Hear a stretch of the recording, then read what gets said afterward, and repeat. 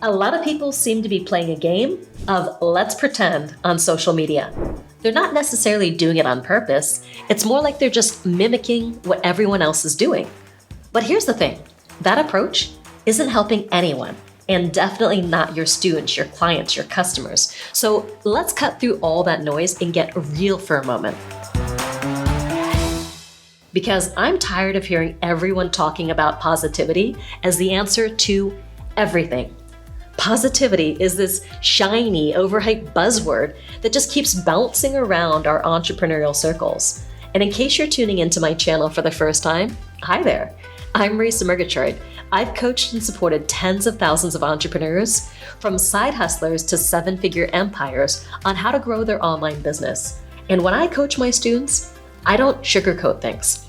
We zoom in on the real deal of entrepreneurship, the good, the bad, and the downright tough stuff. In today's video, we're going into the dark side of positivity because it's not all sunshine and rainbows. Let's start with the positive, no pun intended, and actually talk about the science behind optimism. Because optimism, it's not just this feel-good vibe, it's actually like turning your brain into a high-performance machine. Research actually shows that a positive outlook actually sparks up your brain in all the right places. We're talking real, measurable brain activity here. But here's something super interesting. Scientists did this experiment with giving farmers an IQ test. They tested them before and after the harvest. And guess what? Their scores jumped up by 13 points post-harvest. Same test, same farmers. The only change? Their level of stress about money.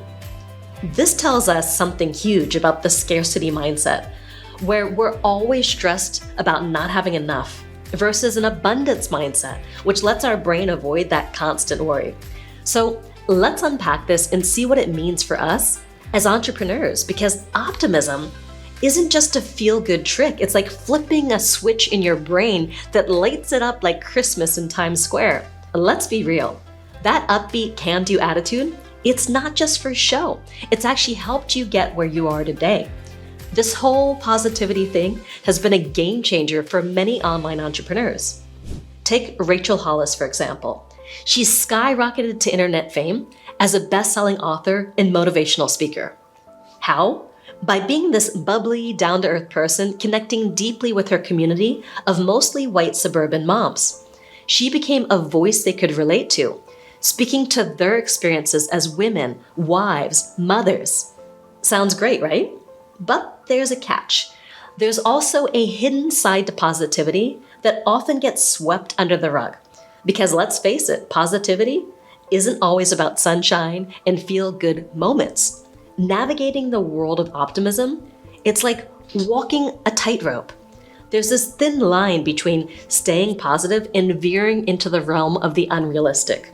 And forcing yourself to always be cheery can actually backfire big time. So back to Rachel Hollis. In early April 2020, she posted a TikTok that kind of shook her fan base. During a live stream, she mentioned her twice weekly housekeeper, referring to her as the person who cleans the toilets. When someone called her out for being privileged and unrelatable, Rachel's response on TikTok was pretty blunt. She said, "No sis, literally everything I do in my life is to live a life that most people can't relate to. Literally every woman I admire in history was unrelatable." That didn't sit well with her audience. I mean, Rachel had spent years creating this image of being super relatable. At the same time, she was going through a really tough period in her life, but still trying to keep up the appearance that everything was perfect.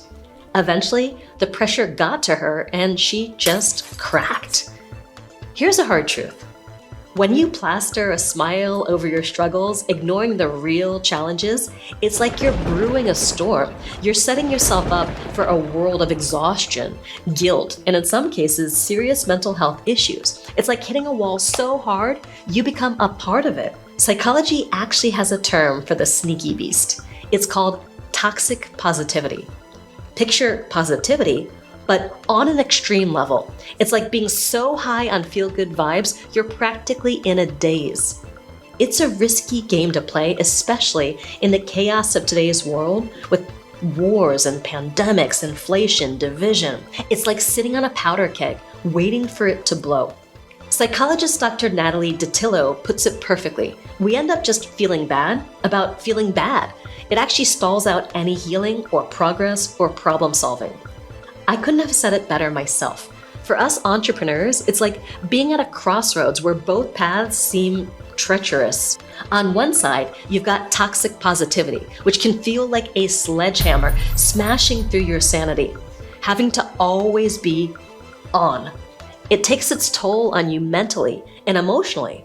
But on the flip side, relentless optimism is a huge part of what drives our success. So, what's the right move here? The answer?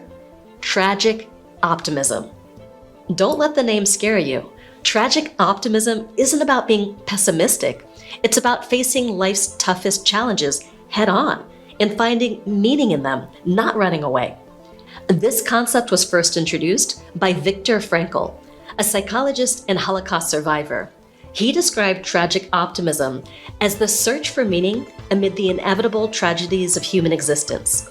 To put it simply, if toxic positivity turns a blind eye to suffering, tragic optimism stares it down and asks, what can I learn or create from this tough situation? Frankl wasn't just theorizing, he was giving us a roadmap to navigate life's chaos. Tragic optimism is about taking those tough breaks life throws at you and asking, what can I learn from this? Let me tell you a story where life handed me a raw deal and the valuable lesson I learned for it, which has been a game changer for me. I first noticed that my mom had dementia the night before I got married. My whole family was in town, my husband Murray's family was in town, and the core group of us walked to a restaurant in New Orleans. We ate our meal, and at the end of the meal, my mom turned to my dad and said, "How did you get here?" He means, get to New Orleans? You see, they're no longer together.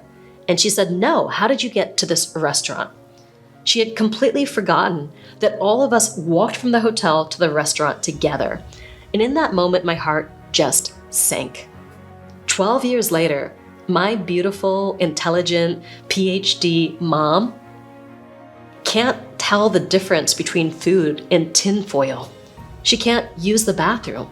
She can't do anything herself. And the thing that breaks my heart about watching her slow decline into just a semblance of who she was as a person in her prime is knowing that she never lived her message. She never did the work that she was called to do. My mom loves plants and flowers. And when she was in her 20s, she asked her dad if she could buy a plot of land and work the land because it gave her so much pleasure and joy. And he told her, that's too low class for you. So she never did the thing that she really wanted to do. And now when all the other aspects of her have been obliterated by the dementia, the one thing she finds solace in is, guess what?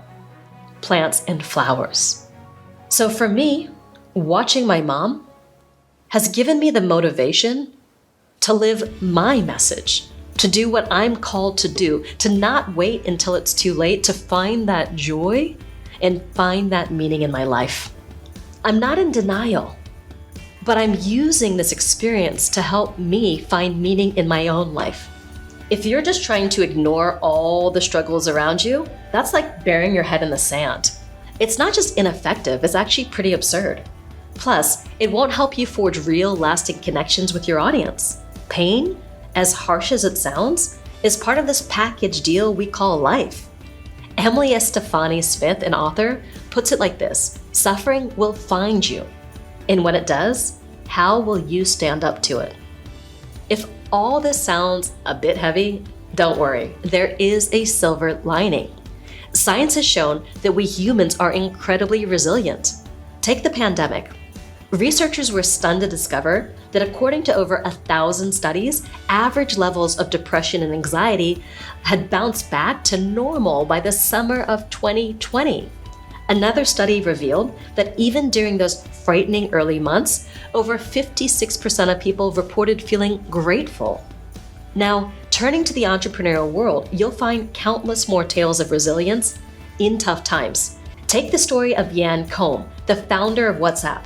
In 2014, he signed a staggering $19 billion deal to sell WhatsApp to Facebook, and he did it on the very same spot where he used to collect food stamps. Now, it's this incredible turnaround. Combs' early life was definitely not a walk in the park. He was born in a small village outside of Kiev, Ukraine, and he grew up in a house without hot water, and his parents were always careful of phone tapping. Then at 16, he and his mom moved to Mountain View, California, and they lived in this tiny little 2-bedroom apartment supported by government assistance after his father couldn't join them. So to make ends meet, Combs swept floors at a grocery store, relying on welfare and food stamps. Now, despite these tough circumstances, he was a self-starter and a quick learner, not afraid of hard work. Now, he wasn't interested in school, and instead, he taught himself computer networking using secondhand manuals he borrowed from the library. And this self-education helped him land a job at Yahoo. But after experiencing the ups and the downs of the tech world, including the dot-com bust of 2000, Combs took a break to decompress in South America. And while he was there, he applied for a job at Facebook and got rejected. But he didn't give up. So inspired by his challenges with communication in platforms like Skype, he had a breakthrough idea: an easy-to-use cross-platform messaging app. And yes, that idea became WhatsApp. And Jan Combs' journey is a testament to what we can achieve with resilience and determination. And just 5 years later, the very same company that once rejected him, Facebook, ended up buying WhatsApp for an incredible $19 billion. So what should our approach be as entrepreneurs? Sure, creating something new definitely requires a dose of positivity, but it doesn't mean we have to turn a blind eye to suffering. Tragic optimism, it's not about giving in, it's about rising above. It's about feeling the pain, but still recognizing your achievements. It's that kind of deep, unyielding gratitude that doesn't just show up when things are going well. It's the kind that stands strong even in the toughest times, always searching for those hidden opportunities for growth. So here's my parting thought for you. The next time you face tough times, forget that forced smile. Embrace tragic optimism instead. Look your challenges in the eye and find the gratitude and meaning in them. That's where you'll find the real treasure. I get it. Being an entrepreneur, it's no easy ride. It's this roller coaster of highs and lows, and finding gratitude when you're at rock bottom, it can feel like an impossible task. But remember, some of the most significant breakthroughs often happen when things seem their darkest. You're capable of handling whatever life throws your way, and I'm here to support you every step of the way. And that's why I put together a special playlist for you. And this playlist is your guide through the real gritty challenges of entrepreneurship. It's designed to help you navigate both the highs and the lows and come out victorious. So inside this playlist, you're gonna find insights into the most effective success mindsets, the real story behind my $1 million morning routine, which actually skyrocketed my productivity in just a week, and the crucial understanding of why allowing yourself to fail is actually a stepping stone to success, and that's just the beginning. So go ahead, check out the playlist, then take what you learn, apply it, and go out there and live your message. It's not too late. You got this. You really do.